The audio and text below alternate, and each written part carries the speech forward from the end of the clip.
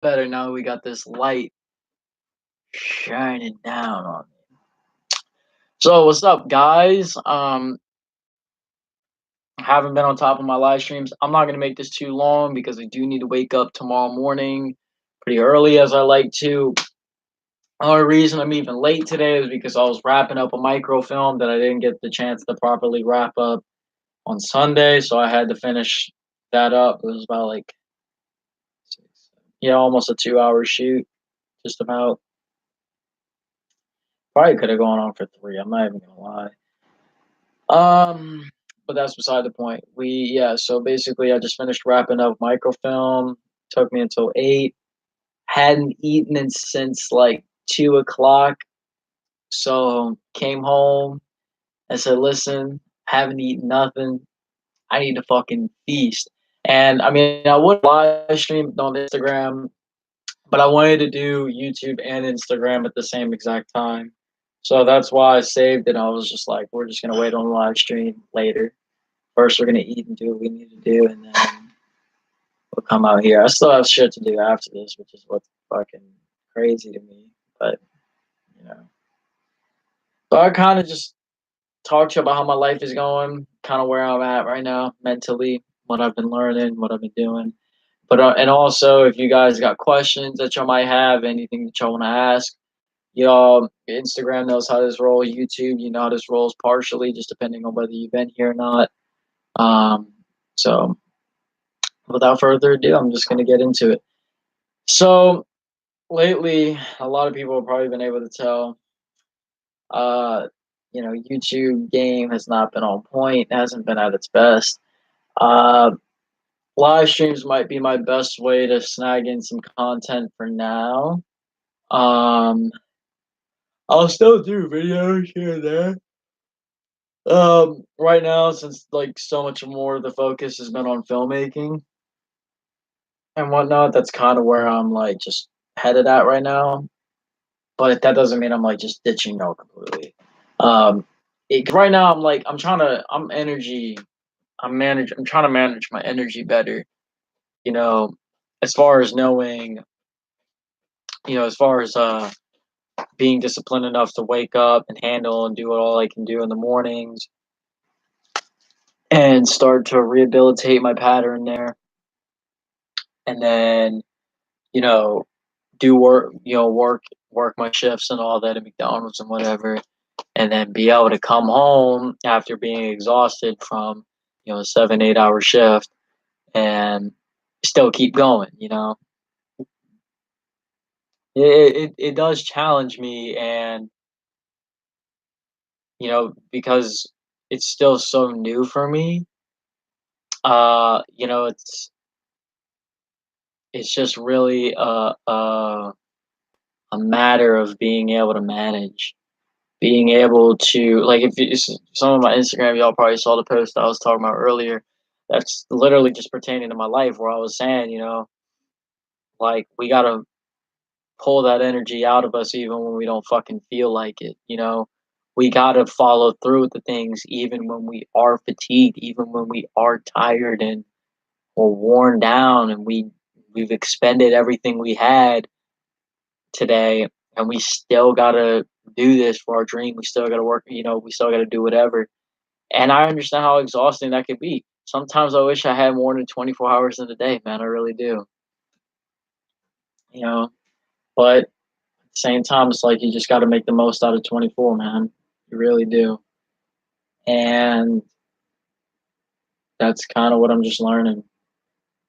Being able to make the most out of 24, being disciplined enough to not let the way I feel stop me from doing what the fuck I need to do.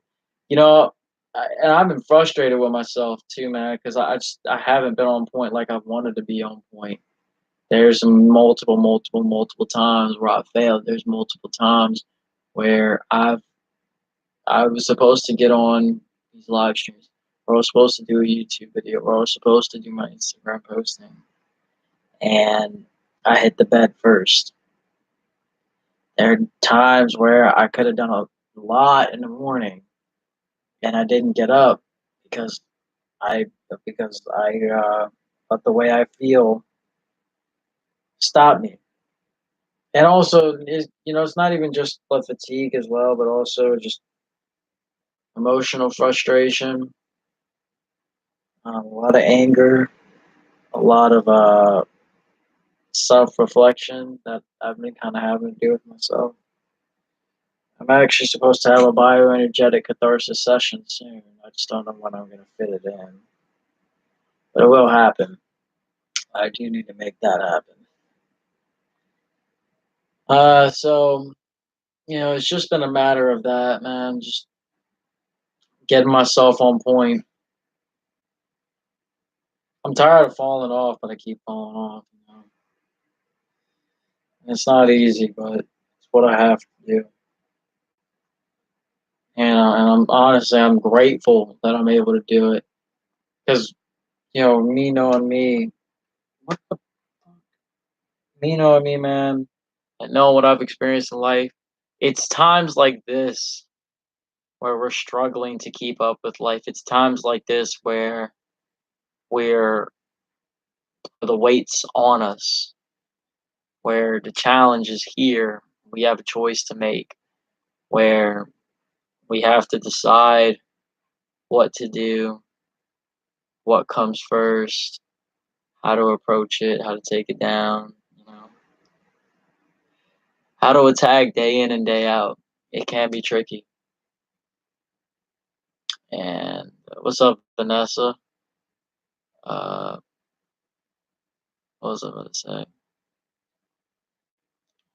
When our life starts to enter a point where it becomes extremely tricky to keep going, where our energy is being broken, where our spirits are being tested, and tested to the point where we don't even know whether we are actually up for it. Like there's days where I literally would go to bed thinking, maybe I don't think I'm made for this, or I'd just be thinking to myself throughout the day, maybe I'm just not made for this shit. Maybe I just don't have what it takes. Fuck. Where I was doubting myself to the point where I was just saying like, fuck, dude, like we're not doing what's necessary. We're never gonna be able to do it. I had that self doubt.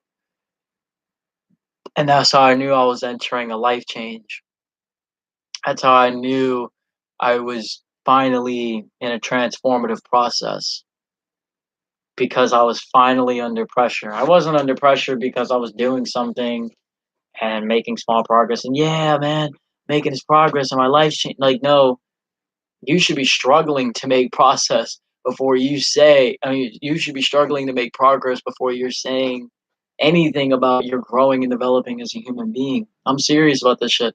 I know it sounds weird, but like I'm dead ass. Like you should have that I won't say you should, but there once get to the point where you're experiencing that self doubt with yourself, get to that point where success doesn't look so attainable anymore for you, where you're fighting like a monster and your spirit's just still getting broken. You're still getting discouraged to an extent, and let it test you. Let it fucking test you. So that way you can take on the challenge of saying, I'm gonna fuck shit up. I'm gonna take it on. And it's not gonna be easy. You know, you don't wake up when you get to that point of high pressure and low energy, you know, you're going to start to back down. You're going to start to seize. You're going to probably start to not want to dig as much. That's when it calls upon you to grow. That's when it's going to call upon a greater you. Who I was before the life I'm living now has to die. Who I was before the life I'm living now isn't who I need, isn't suitable enough for this type of pressure. I have to evolve. I have to grow and become something. I have to become stronger. I have to develop my mindset better. in order to be able to handle what I'm doing now, in order to be able to take on what I'm doing now and be the best that I can at it, you know? So that's how we go about it, man. How's my night going? My night's going pretty good. My night's going pretty good. What's up, Prestige Oz? Um, what was I about to say? But yeah, high fucking pressure, man. High pressure. Without pressure, without that situation where you start wanting to doubt, that self doubt, that low energy and high pressure situation, you're not growing. You're not even in the game until until you have nothing. Until for as long as you got energy and you're comfortably going and moving, you haven't even fucking started. You haven't. Because you gotta break out of that comfort zone, right? What I wanna see, what I wanna hear is that you're struggling to keep up. You doubt you can keep up. You don't know if you can keep up. It might be too much for you. That's what I wanna fucking hear. It sounds scary, it sounds rough, but that's how I know you're outside of your comfort zone. You are now beyond the boundaries. You're beyond that circle, that everyday situation and monotony of what you're already used to. You're now breaking out of that mold, or life is finally breaking you out of that mold. It will be one way or the other. Either life will break you out of that mold or you will do it yourself. It will be one or the other. For me, it was a decision for where I would take my life, and now my life has called upon a transformation of me. It has put the pressure on, and now in order to keep going, what's up, Sapphire? In order to keep going, in order to keep pushing and striving, I have to grow. And I have to face this uncomfortability. It's easy to back out in an uncomfortable situation. You know, throw in the towel when it's too much. We can't handle it anymore. It's taking too much of us. Believe me, I know the fucking feeling. It's asking too much of us. It's too much pain. It's destroying us. Taking too much away from me. I don't know if I can do it. Now you're just getting started. You just begun the game. Now, how long can you fucking play for? That's what the fuck I want to see. Take pressure on and let it develop you into the person you need to become in order to manifest the life that you asked for. Like I said, I've asked for greatness. I've asked to become one of the greatest. I've asked for a lot. I'm asking for a lot. And that has to fucking happen. And that will only happen through pressure and trials and tribulations. But if I back out of those trials and tribulations, then I'm not going to achieve greatness. I have a choice.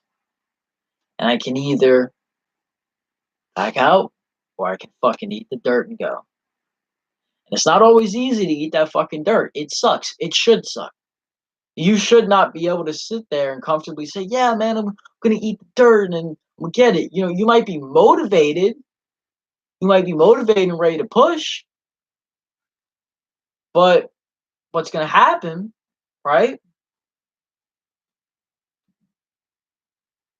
is that when it really starts to kick you in the balls, and like I said, when life takes you outside of that mold and it starts calling upon a stronger version of yourself that you haven't quite developed yet, the only way you're going to get stronger is by constantly entering that high pressure, is constantly handling that high pressure until you get to a point where you can finally handle that high pressure. And then that high pressure becomes a normality for you. And when that becomes a normality for you, then look for more pressure. Once it becomes a normality, then you can fucking conquer. Then you've conquered it. Once the mold has expanded, once the mold has taken it on. Until then, you still got to keep going. How am I? I'm pretty. I'm in between. I'm grateful and miserable. Put it on those two. It's the best way to describe it. Grateful and miserable. So yeah, that's my talk on that. High pressure. Life, every level of life calls upon a version of us.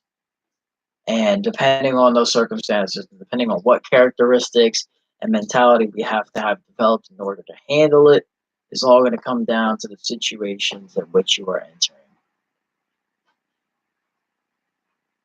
And it'll expose where you're weak at, and it is up to you to strengthen those characteristics so that you can grow. Back to the point I said earlier, I asked for greatness. I asked for a lot. I'm asking for a lot of myself. I'm asking a lot. I'm asking for big things. And that comes with big struggle. That comes with pressure. In order to achieve the great things that I want to achieve, it's going to require me to traverse lands I haven't before and encounter pressure that I haven't had felt before. That's going to be painful, that's going to hurt, but necessary for building me to have the traits and qualities to grow as a person in order to handle the in order to handle where I'm trying to go, in order to handle the next level. And then when it's time for me to go to once I've mastered that level and it's time to go to the next level, it's gonna suck. It's gonna get miserable. It's gonna hurt. It's gonna be painful. And it's up to me, it's up to you to take that struggle on and let that pressure start building you. Let it take a course on you. Keep engaging with it. Keep dancing with that pressure until it fucking grows you like a beast. Do you believe life is complicated or do we make it complicated? We make it complicated. We do. I Because the thing is we have such a mix of ideas and philosophies and ideology. We have science. We have all these things that we can believe in religion. We have all these things that our minds believe, what we say, what we do. And that's one of the things that tends to fuck us up as a society. I've been subject to this is too much information. Too much information, man. I mean, I appreciate information, and over the years, I've learned to develop a filter just to trust information based off of whether it resonates with me or not. I let my feelings guide it. If I listen to a message and I really resonate with it, and it fucks with me, I'm like, yes, all right, great. But I don't take every piece of information at face value. I like to inquire information that I receive, but I also like to trust the way I feel and resonate with messages as well. So and another thing too is I'm very mindful of what messages I let in. Like I'm an open-minded person, and sometimes that's a dangerous thing because my open mind tends to be so open that it might let in new ideas that actually do not serve me, but that might only be detrimental to me. If you watched me on one of my first live streams on YouTube, you'll see that. I was contemplating it. I was struggling with it because I let in messages that were not beneficial to me. I let in messages just taking them up at face value. So I would we're the ones making it complicated. Life is pretty simple. Life is pretty fucking straightforward. And the only information you need is the information that resonates with you. Is the information that is necessary for what you're doing for yourself and the ones that you care about. My information might might have no value to you. I don't expect, and that's fine. I don't If you listen to other people, I would hope you're not listening to me just because they're obligated to. I would hope you're listening to me because my message has some sort of resonating effect to you. Because when you hear me, you're like, shit, man, this dude's got a point. I really like what he's saying. He's bringing up some really valuable points. I might want to listen to this shit. It's pretty fucking valuable. It's important. Or I even just that, but it assists you in your journey and who you want to become. Other people, it might not. What I say might not resonate with other people, and that's fine. My information is my information, and it is danger. Too much information, and what you do in a world with too much information is you learn to inquire and you learn to intuitively take in and be aware of what you're letting into your mind. Be aware of how information affects you. And that really just comes down to knowing yourself, having that self awareness. So I enjoyed what you have to say. Thank you. I appreciate that. Yeah. So, I mean, that's just what it comes down to. We're making it complicated, and I'm not helping that problem anymore. I'm not. I'm spreading my ideas out in the midst of millions of ideas. But you know what? It's not such a bad thing when you realize ideas ideas are for us, and we can pick and choose what ideas we resonate with and what we don't. We can pick and choose which ideas are best for us and which ideas we should leave behind. And I've done that all my life. I've taken ideas, resonated with them, and they've stuck with me to this day. I've taken ideas that resonate with me, and they left me after a while. I've not resonated with ideas at first, and later down the line, they have resonated with me. Resonation and inquiry is what matters to me most when it comes to knowing what information works for me. Vanessa Casey, remember what I asked you in the comments? If I'm thinking you're asking about the whistling, then I'll just go ahead and do it.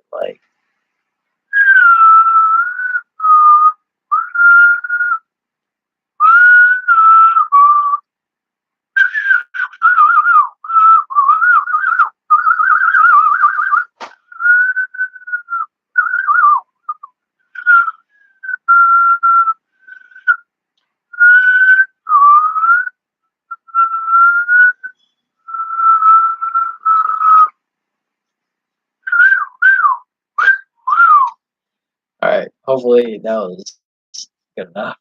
Um, I think the best way to express ideas and how you envision the world can be put together in film. I hope to be a filmmaker one day.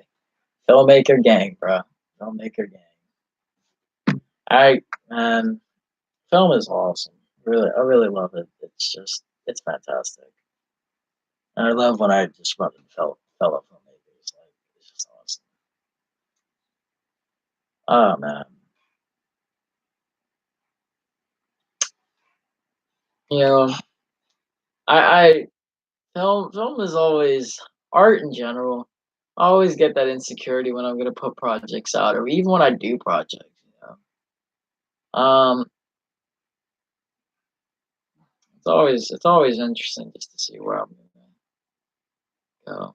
But yeah, no, it's art in general, man. Art is art is the manifestation of our personality. You know, art it the art we create is an extension of ourselves. The art we create is a reflection of what goes on within ourselves. So it's very important we become aware of that. It's very like, and I want people to keep this in mind. The films you see me put out are a reflection of how I feel about my life. They are reflections of the stages that I am going through within my life. That isn't necessarily to say that if I make a film about heartbreak, I'm heartbroken. But the emotional value may correlate to the emotional value of the film will correlate to the emotional value of my life. The vibe and the tone of the film will correlate to my life. So when it comes to the art that I create, it's very much in touch with what I'm experiencing in my life at that time. Like you'll see in the next film that I put out, it uh it's not necessarily that I am going through that situation currently, but the emotional tone and value of it correlates to the way and the stage of my life. Top five movies. Um, okay, I'm gonna try and do this back. So,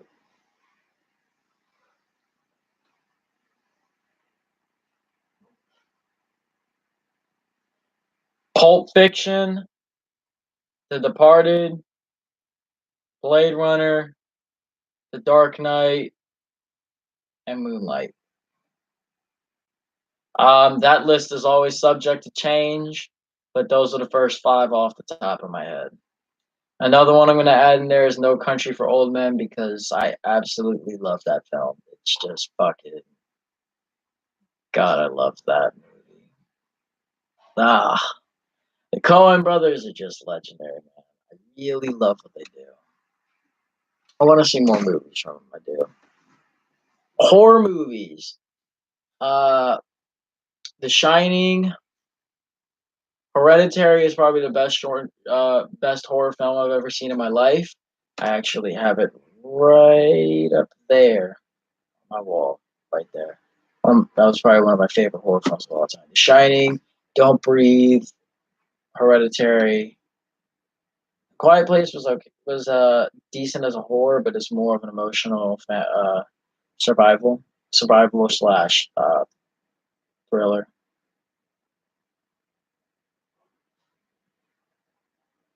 It chopped and she looks good. I wasn't too much into it to be honest. I think it was interesting, but it never really grabbed my attention like that. I know it sounds wild, but it never took me like that. Sub swap, please help me out, everybody. And that is good movie, scary as hell. I mean, you know what? I ain't even gonna throw them shots tonight. I'm not even gonna throw them shots tonight. I was about to, man. I'm not even gonna do it. Not even gonna do it. Not gonna do it. uh, Hereditary is just the legendary piece of work, man. If you're talking about Hereditary, because I did mention a few other films, but ooh. Wow, I've only seen two of them. Two of the movies I mentioned. Which ones?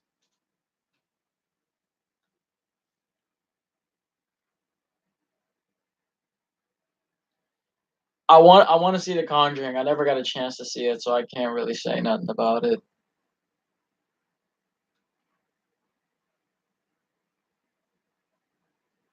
Oh, actually, another film I'm gonna add into it. Not into the horror genre, but as far as my favorite movies of all time, Fight Club. Oh man. Oh man. Specifically, one of my favorite movie characters of all time, Tyler Durden. Fucking, I love that guy, dude. I just resonate with him so much. A lot of the ideologies. I've literally made videos based off of what he said in the movie, man. Because I just fucking agree with it and I understand it in a weird way and I just adore it. Yeah, Fight Club is absolutely legendary. I love that film. It still to me is David Fincher's best work. Uh, I just can't get over it. The cinematography is absolutely legendary. The plot is incredible. Um, it's probably one of my favorite movies to do the plot analysis on. And the story breakdown as well. It just overall incredible and fucking incredible. Just god damn. I'm actually gonna start. Uh,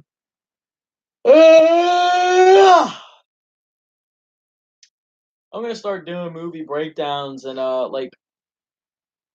in my top five. I'm gonna start doing I'm gonna start doing movie reviews on this channel. Departed, I love The Departed, man. Fucking I watched it 2 days ago, man. Just Martin Scorsese is incredible. It's one of my favorite performances by Leonardo DiCaprio. Reason being because it's one of his younger performances, and I love seeing what he was able to pull off around that time. Just to me, it was incredible. I love the character of Billy Costigan. The way Leo handled the role was absolutely incredible, especially again being so early. The Wolf of Wall Street is definitely in my top 10. That movie is fucking incredible. Uh, Again, Scorsese just absolutely nails that film.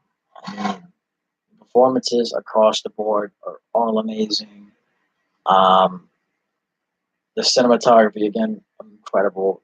The man, everything about that film, the way it binds together, and specifically the ending shot is what takes me away more than anything about it. Yeah, that might surprise some people, but I absolutely love the closing shot of The Wolf of Wall Street. It's probably one of my favorite moments in the entire film, where the camera just drifts off into a crowd and then boom, love it.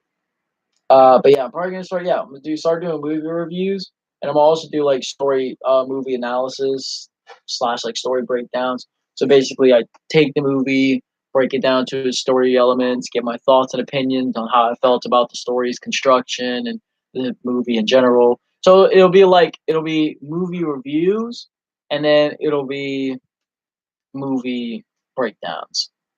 So I'm probably gonna start bringing that to this. And feel free to like request anything I might be able to watch, but I already have a few that I'm going for. What do I have in my collection? A lot. I'll just start naming.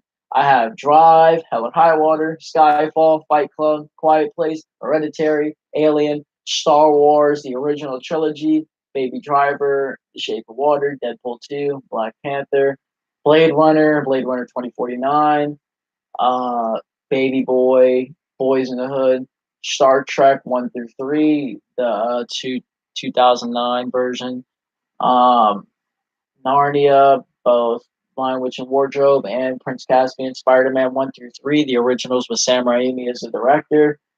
Uh, Fast and Furious, I have 1 through 7, except I don't have 2 or 3.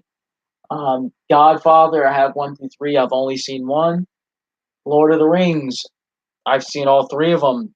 I fucking just want to say it's the best trilogy ever filmed. In my opinion, I don't think there's been a better trilogy pulled off. I definitely believe sincerely that Endgame was heavily inspired by Return of the King. Um, Fucking at me. I have the Dark Knight trilogy, Moonlight, The Departed, No Country for Old Men, Pulp Fiction, The Town, Inception, Logan, Sicario, Casino Royale, Avatar, One Flew Over the Cuckoo's Nest, Arrival, Fences, A History of Violence, Gravity, Don't Breathe, Get Out, Straight Outta Compton, Joyride, Mad Max, Fury Road, The Wolf of Wall Street, Atomic Blonde, Wanted, Set It Off, Ollie, Gone with the Wind. I haven't watched that. Crimson Tide, probably one of the most tense screenplays I've ever seen. I mean, ever ever done in film. Ratatouille, Cars, and I think that's The Incredibles. Yeah, that's pretty much what's in my collect. Oh, Cool Hand Luke, Split, The Outsiders, Faster, Herbie, Class Act, Poetic Justice. Friday, yeah, I have a 3 movie collection for Friday. Late in America, Astro, Fool's Gold. Yeah, that's pretty much what's in my collection. And I have a whole bunch of movies in the other room. Um, Game of Thrones. I've never seen Game of Thrones, so I can't really say much about that. Never got into it. Uh,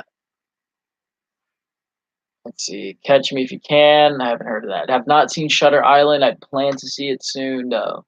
I heard there's an amazing plot twist that I love movies with plot twists, so I want to pull one off in my own film one day. So I definitely want to see that movie. It definitely seems very interesting to me. Catch Me If You Can. I wasn't a fan of Quiet Place. I can understand that. Uh, you know, I'm not even gonna lie. I When I did the breakdown for it, I gotta say it kind of did disappoint me a bit. Um, as far as the way the movie, like when I did the story breakdown, I was a bit disappointed in it. Um, I realized the movie really is not anywhere as scary as like it's scary the first time, and then it doesn't get scary anymore. Um,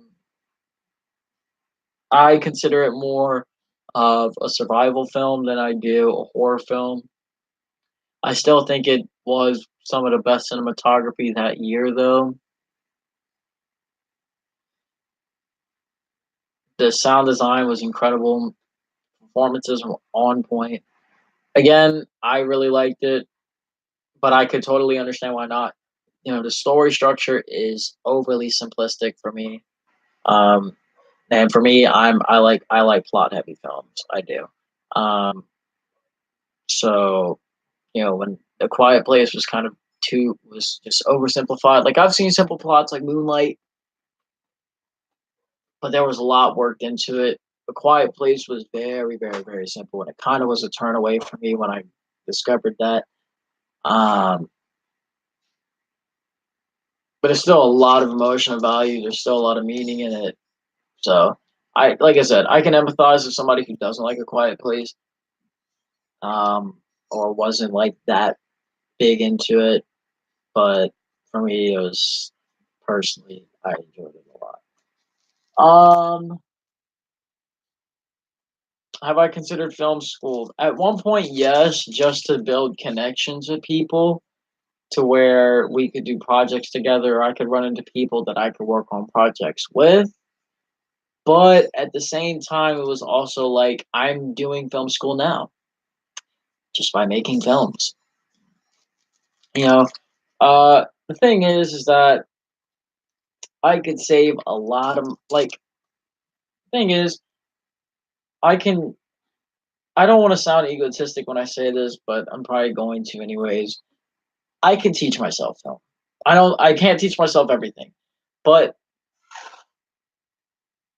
I I can make my own films, That's what I'm doing every week, almost every weekend now is I'm writing scripts throughout the week, I'm editing, and then I'm filming on the weekends, and I'm practicing and I'm trying to get better at it, and that's just what it is. And I personally don't think I need to go to film school. YouTube is an excellent source. There's filmmaking books out there. The thing is that I could teach myself just as much film, if not more, on my own, and along with other fellow passionate filmmakers. Um, I mean, yeah, find other passionate filmmakers where we could train ourselves. So, it's a great way to save money, develop my skill, and be able to break into the film industry just purely off my prestige and the connections I build and whatnot. So, like I said, it'll save me a fuck ton of money. It really will. I will not spend anywhere as much doing the films that I'm doing now and doing what I'm doing now. While there's nice equipment, there's cool professors you could probably learn from, and there's great people to meet.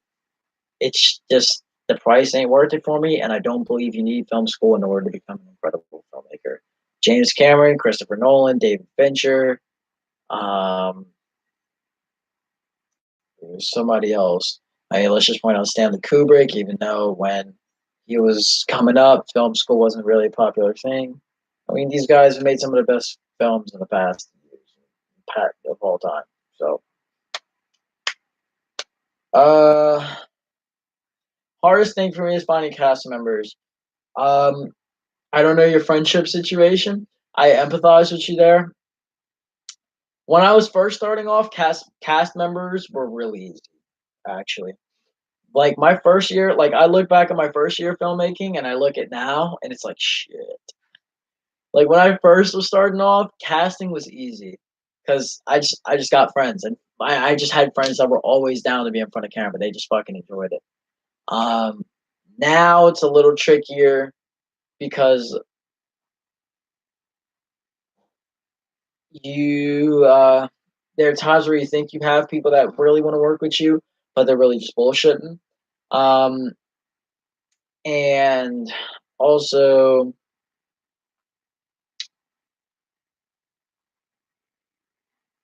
motherfuckers are gone. Motherfuckers are gone, man. Like literally, all like if you look back at all my films from last year, you're not gonna see them casted in my films like lately. Uh, because they're all off at college. Now they're back for the summer, but granted, these motherfuckers are living new lives, man. They're not worried about jumping into little films of mine for a weekend. They don't care about that much, to be honest. It's fun. It was fun for them and whatnot, and I don't hold anything against it. They live in their lives, man. So, it was a lot easier when I first started off in comparison to now. Now it's a lot harder. That's kind of why I've also started just doing self projects where I just do projects on my own, all on my own. Simple projects, nothing complex. So I never, I try to always keep producing films, always. Just because I don't like to give myself an excuse not to. So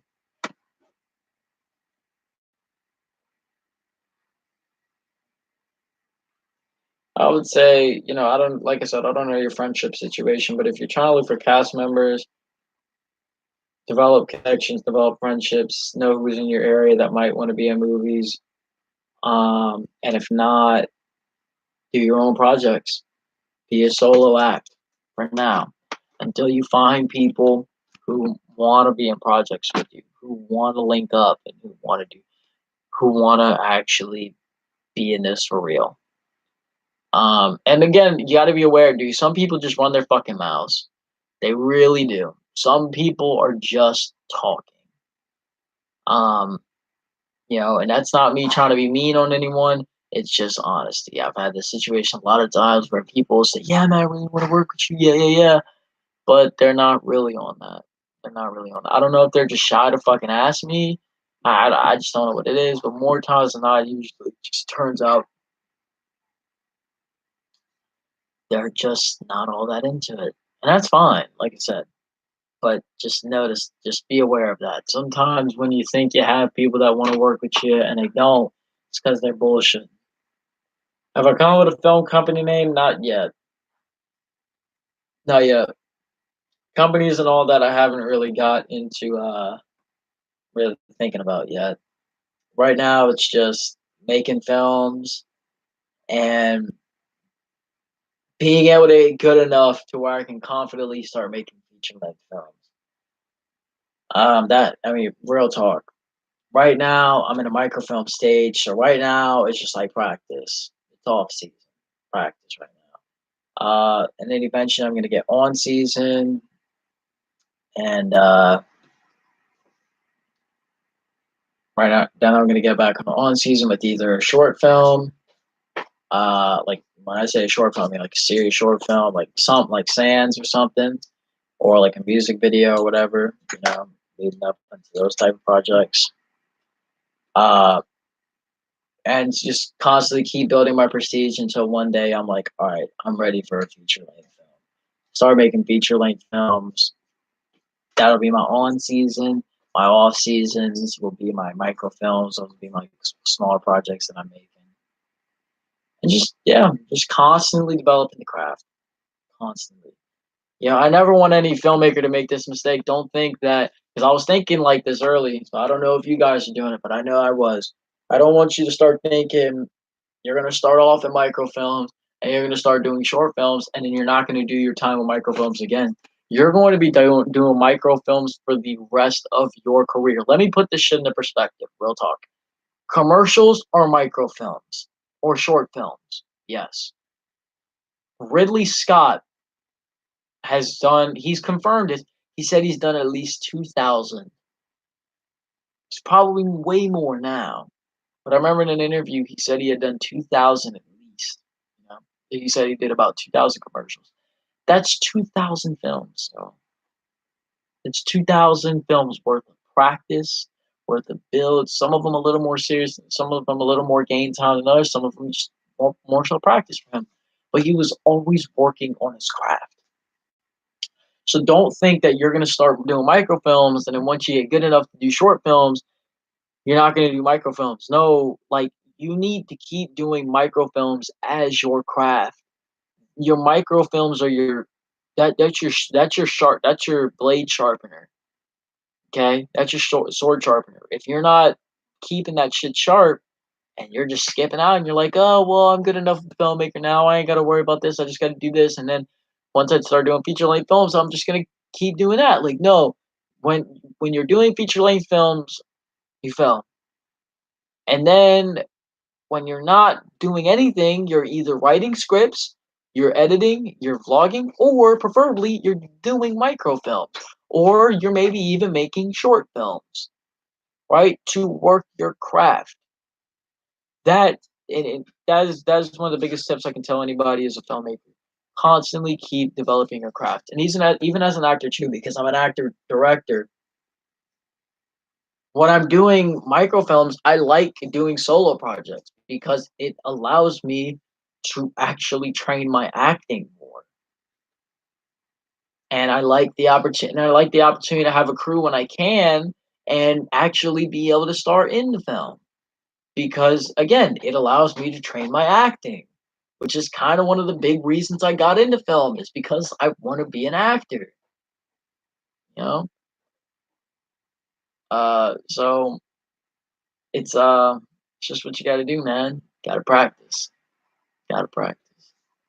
So uh,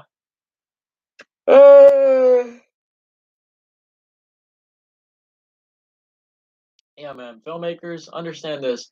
Microfilms, that's your practice. That's your that's your off-season training. Then when you're making short films or serious projects, that's your on season. That's game time. That's the regular season. It's the 16-0 you're going for. You know, and if you notice that you're not doing so well, scale back. Start working on short films. Start working on microfilms. See where you can do better. See where you can improve. Shoot for another feature length film. Let me tell you something, and I'm convinced this. You know, when big directors, good directors, when they're not making feature length films or whatever, they're making short films. They're doing their own projects on the side. They're right. They're doing their own projects on the side. They're making projects. They're working with other people. They're constantly getting on set and doing something. And then when the time comes around, when they're handed a script or they end up coming to the idea for a new fucking movie, they get to work on it. They make it happen. They film it. They complete it. Boom, on season, lay it out. And then when they're not working on a feature length film, they're microfilming. They're short filming. They're constantly developing their craft. Okay. Always shooting 24. Uh, my Canon actually. This was the first camera I ever started shooting with, right here. So Canon PowerShot 530S SX, PowerShot SX 530 HS. Very, very good camera in my opinion.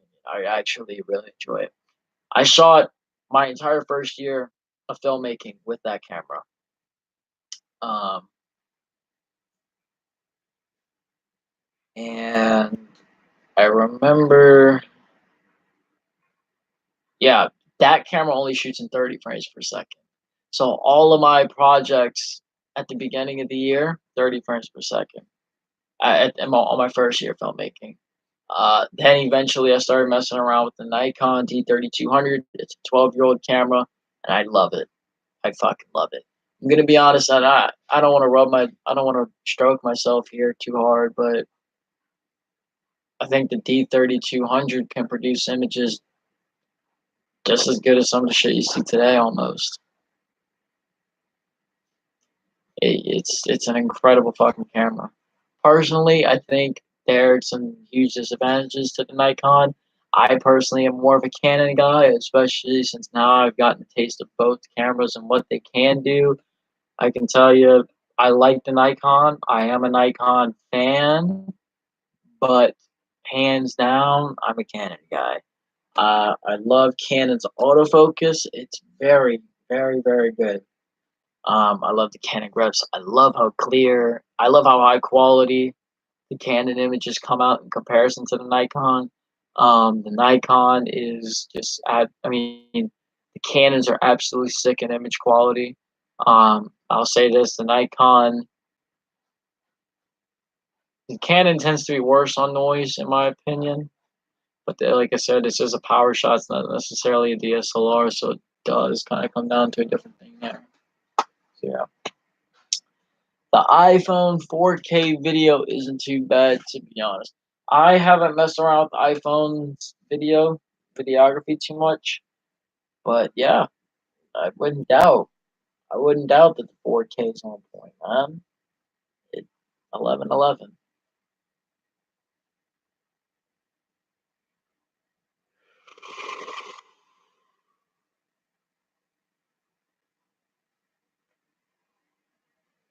Coming true. There we go. But yeah, might do some camera reviews. I don't messing around with enough cameras to really say that. But yeah, definitely am a huge fan of it. Like, definitely a huge fan of Nikon and Canon.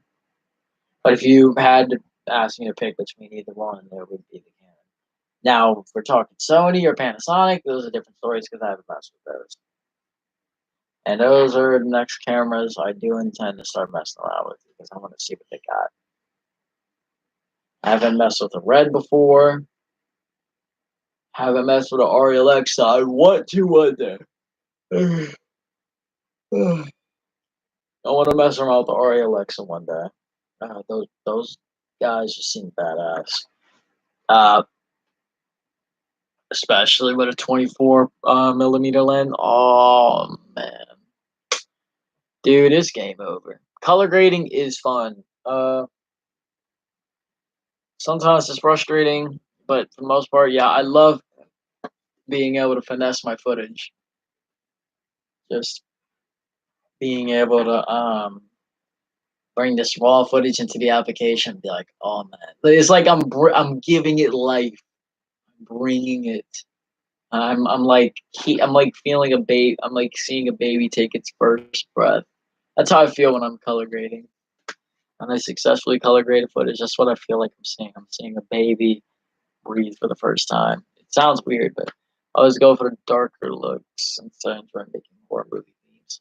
I want to make a horror film one day. I do. Hereditary is actually my inspiration for that. I absolutely love horror, and I think horror is probably the true test of a great filmmaker. I think drama is the test of a great screenwriter.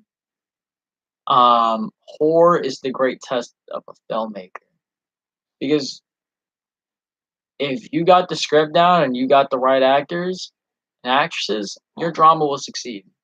It'll do well. Horror, you can have the right script and the right actors, but if you don't know how to if you don't know how to properly visually express horror, um, it will not be good. It will not. Uh, you have to understand visual storytelling 101 perfectly in order to tell a good horror, in my opinion, because that's what horror is. Horror is the combination of all your basics of filmmaking used to evoke that emotion. I work with After Effects also, which has some fun visual effects. Never messed with After Effects before. I don't know too much about that.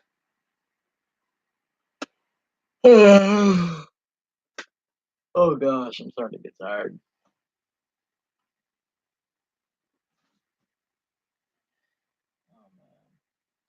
All right, but I think I'm gonna go ahead and cut the stream off here. I literally got like 5 minutes left in the stream. But it was good talking to y'all tonight. If y'all get a chance, Instagram, y'all go subscribe to my YouTube. The link's in my bio. YouTube, if y'all want, y'all can follow me on Instagram. It'll be at Bo Mueller. It's just the same name as my YouTube channel, just no space, no underscores, just Bo Mueller. Bo Mueller. Hodge Twins. So yeah, y'all go ahead and look it up if y'all want to. Follow me if you feel like it. And yeah, hopefully you guys enjoyed tonight's live stream. I will see y'all in the next one.